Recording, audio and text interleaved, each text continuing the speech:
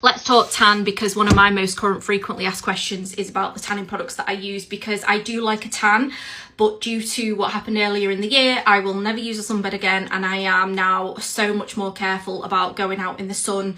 You know, like when I went to Santorini, I was so careful not to burn, covered head to toe in SPF. So if you follow me, you'll know, but if you don't, earlier in the year, I was diagnosed with actinic keratosis on my nose, which I was prescribed a chemo cream for. So since then, I'm just, you know, so these are my 3 go-to tanning products, and I thought it would just be easiest to put them all into one video and then just explain each one. So starting with the face. So on my face, I use the Maybelline Superstay Summer Shot Tanning Drops.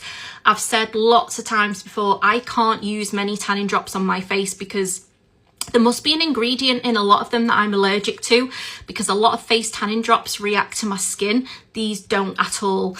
Lovely colour, very buildable. So if you do have sensitive skin on your face, these might be worth giving a go if you want to, obviously. Then let's talk about the body. These are the 2 tans I use on my body, but they're both very, very different. So you guys actually put me onto this. This is the Effin Tan. So with this one, I either use the dark or the ultra dark deluxe. Develops in as little as 2 to 4 hours. You can, it's got colour in it, so you can see where you're putting it. By the way, none of these have that biscuity fake tan smell. None of them. They all smell nice. That's important to note.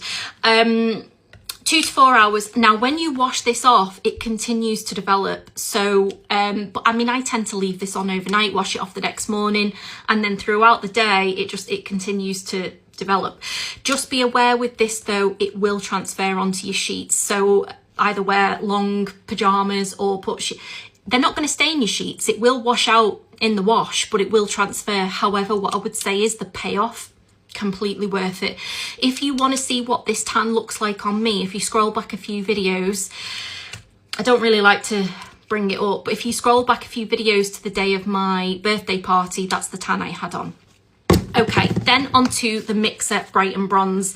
Again, if you want to see me with this on, if you scroll back to the videos of when I was in Santorini, this was the tan I was wearing in Santorini. Now, I had a spray tan done before I went, but I topped it up every day with this, and that is how I got my tan to last and look as good as it did on holiday. Do you know how many people thought that was a real tan? They actually thought.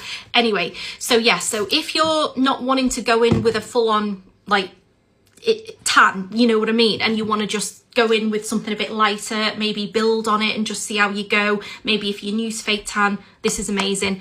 Again, doesn't smell like biscuits. It actually smells really, really nice. Smells like, I want to say neroli kind of